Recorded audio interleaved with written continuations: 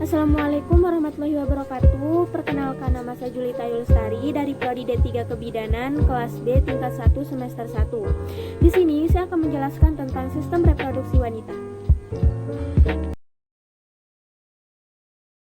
Di sini saya akan menjelaskan bagian dari genitalia eksternal.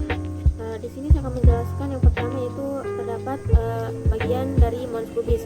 Bagian sini itu adalah namanya mons pubis, bagian atas tempat tumbuhnya rambut, dan mons pubis tersendiri merupakan jaringan lemak subkutan berbentuk bulat yang lunak dan padat, serta merupakan jaringan ikat di atas simfisis pubis. Mons pubis juga banyak mengandung kelenjar minyak yang ditumbuhi rambut berwarna hitam, kasar, dan ikal pada masa pubertas. Kemudian mons pubis juga berperan dalam sensualitas dan melindungi simfisis pubis selama koitus atau hubungan seksual. Dan mons pubis juga semakin bertambahnya usia, jumlah jaringan lemak di tubuh akan berkurang dan rambut pubis menipis. Ini yang kedua yaitu bagian labia mayor.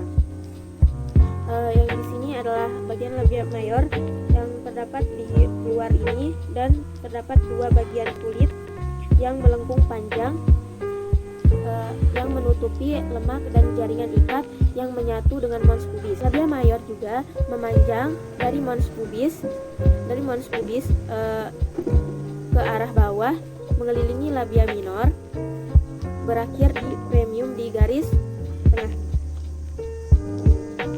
Dan mons pubis juga panjangnya yaitu 7-8 cm dan lebarnya itu 2-3 cm, dan tebal labia mayora ini 1,5 cm dan agak meruncing pada ujung bawah.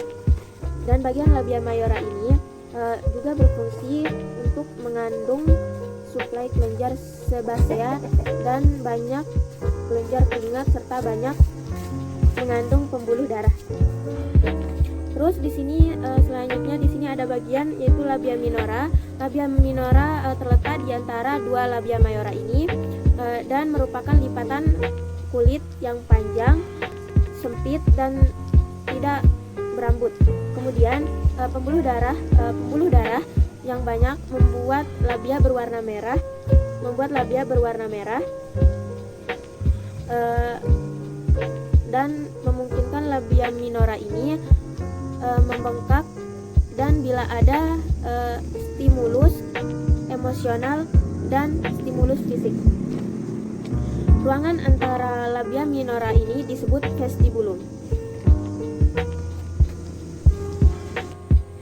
Kemudian yaitu bagian klitoris. Di sini yang dinamakan bagian klitoris di sini. Dan klitoris ditutupi oleh lapisan kulit epidermis tipis yang kaya dengan saraf sensorik. Klitoris juga lebih dari sekedar sebuah titik berada di vulva. Vestibulum ini berbentuk lonjong, terletak antara kedua labia minora dan terletak pada klitoris tersebut. Dan permukaan vestibulum yang tipis dan agak berlendir, mudah teriritasi oleh bahan kimia, panas, dan friksi. Kemudian selanjutnya yaitu bagian himen. Gimana dengan bagian himen pada bagian sini? Himen itu merupakan lipatan yang tertutup mukosa. Sebagian bersifat elastis tetapi kuat dan terletak di sekitar iriatus vagina. Pada wanita yang perawan, himen menjadi pengganggu pada pemeriksaan dalam, dan terkadang himen juga menutupi seluruh ofisium yang menyebabkan himen tertutupi secara abnormal. Kemudian setelah pemakaian alat, pemakaian tampon atau melahirkan per vagina dapat terlihat sisa robekan himen. Kemudian yaitu perineum. Perineum merupakan daerah muskular yang ditutupi kulit antara introitus vagina, dan anus. Perineum membentuk dasar badan perineum. Perineum terdiri dari otot dan fascia urogenitalis serta diafragma pelvis. Perineum juga berperan untuk mengontrol proses buang air besar dan air kecil dan menjaga aktivitas peristaltis agar tetap normal dan fungsi seksual yang sehat setelah bersalin. Kemudian yaitu pada gambar kedua yaitu genitalia internal, yang di sini terdapat vagina. Vagina merupakan penghubung antara genitalia eksternal dengan genitalia internal. Vagina berukuran di depan 6,5 cm dan di belakang 9,5 cm. Pada puncak vagina terdapat bagian yang menonjol dari leher rahim disebut varsio. Kemudian epitel vagina merupakan epitel squamosa dalam beberapa lapisan yang tidak mengandung kelenjar, akan tetapi mengadakan transudasi. Kemudian di sini yaitu terdapat dinding belakang vagina lebih panjang dan membentuk fornix lateralis sinistra dan frontis lateralis dextra. Uterus pada wanita dewasa terletak di sumbu tulang panggul dan posisi antar veksio-veksi membentuk sudut dengan vagina. Kemudian selanjutnya yaitu tuba Fallopi. Yang di sini tuba Fallopi adalah saluran dengan panjang sekitar 10 sampai 13 cm dan diameter sekitar 1 cm yang menghubungkan antara indung telur. Selanjutnya yaitu di sini terdapat bagian ovarium. Bagian ovarium ini terletak di antara kanan dan kiri uterus, terkait oleh ligamentum uterus. Ovarium berfungsi untuk menghasilkan sel telur tiap bulan, mulai dari masa pubertas hingga menopause, serta memproduksi hormon estrogen dan progesteron. Tuba Fallopi berfungsi sebagai tempat berjalannya sel telur dari ovarium menuju ke rahim saat ovulasi dan sebagai tempat pertemuan sel telur dengan sperma saat proses pembuahan. Serviks juga berfungsi sebagai barir fisik untuk rahim yang akan mencegah terjadinya aborsi akibat infeksi dengan cara mengisolasi janin dari lingkungan eksternal.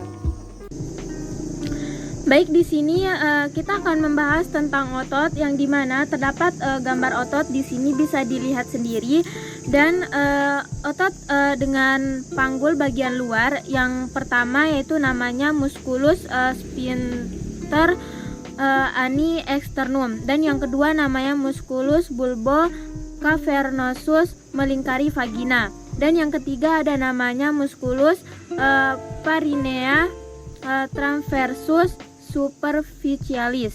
Dan pada otot yang melingkari vagina bagian tengah dan anus yaitu ada namanya yang pertama musculus iliacoecygeus, yang kedua ada namanya musculus istiacocygeus, yang ketiga yaitu ada namanya musculus parinea transversus profundus, dan yang keempat ada namanya musculus coccygeus. Di sini saya akan menjelaskan bagian panggul wanita. Baik, di sini saya akan menjelaskan bagian panggul yaitu yang terdiri dari dua bagian, yaitu ada bagian keras dan bagian lunanya. Di sini yang bagian kerasnya itu yaitu bagian panggulnya, tulang panggulnya, dan yang bagian lunanya itu ligamen atau ototnya ini, ototnya yang ada di dalam. Untuk yang bagian kerasnya dibagi menjadi tiga, yaitu ada os cosae, dan di sini ada os sacrum dan os coccygeus di bagian ujungnya ini. Kemudian di bagian os cosae ini dibagi menjadi tiga, yaitu os ilium, os isium, dan os pubis di bagian bawahnya ini. Dan kita lanjut ke os sacrum, yaitu ada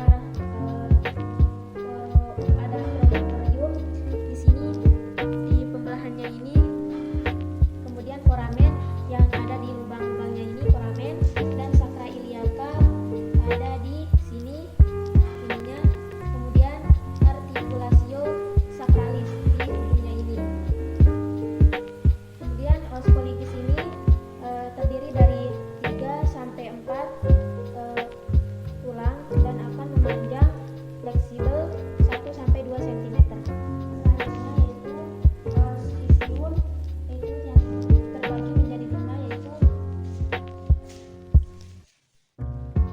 di sini yang pertama yaitu ada tuber istidiaca dan spina istidiaca di bagian dalamnya ini.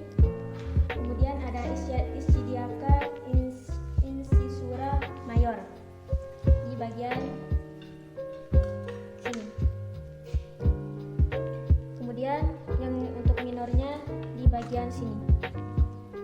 Kemudian acetabulumnya di bagian sini. Kemudian yaitu os pubis yang dibagi menjadi 5, yaitu yang pertama ada simfisis pubis yang ini, terus tepi atas pubis, kemudian tepi bawah pubis, kemudian yang ini ramus superior pubis, kemudian yang ini ramus inferior pubis, kemudian di sini yaitu ada yang berbentuk segitiga namanya arcus pubis. Baik, di sini saya akan menjelaskan bagian-bagian panggul, yaitu terdiri dari 4, yaitu yang pertama panggul ginekoid.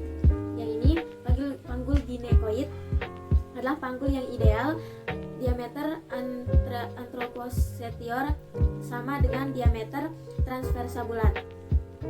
Jenis ini ditemukan pada 45% wanita. Kemudian yang kedua yaitu panggul android. Panggul android bentuk pintu atas hampir segitiga, umumnya pada panggul pria. Panjang diameter transversa dekat dengan sakrum pada wanita 15%. Kemudian panggul antropoid, bentuk pintu atas panggul agak lonjong seperti telur. Panjang diameter antroposterior lebih besar dari diameter transversa. Jenis ini ditemukan 35% pada wanita. Kemudian yang terakhir yaitu panggul platypeloid, yaitu panggul picar, diameter transversa lebih besar dari diameter antroposterior, menyempit arah muka belakang. Jenis ini ditemukan pada 5% wanita. Baik, di sini saya akan menjelaskan bagaimana pemeriksaan panggul bagian luar. Jadi yang pertama ada namanya pemeriksaan distantia spinarium, yang dimana jarak antara spina iliaca anterior superior kiri dan kanan, yaitu jaraknya antara 23-26 cm. Dan yang kedua ada namanya distantia cristarum, yang dimana jarak yang terjauh antara crista iliaca kanan dan kiri, yaitu jaraknya antara 26-29 cm. Di sini yang ketiga yaitu ada namanya conjugata externa, yaitu dimana jarak antara pinggir atas simfisis dan ujung processus spinosus, ruang tulang lumbal ke vagina. Jaraknya itu antara 18-20 cm. Dan yang keempat ada namanya ukuran lingkar panggul. Ukuran lingkar panggul ini dari pinggir atas simfisis ke pertengahan antara spina iliaca anterior superior dan trochanter major sepihak dan melingkari keseluruhan panggul, yang dimana jaraknya di sini yaitu 80-90 cm.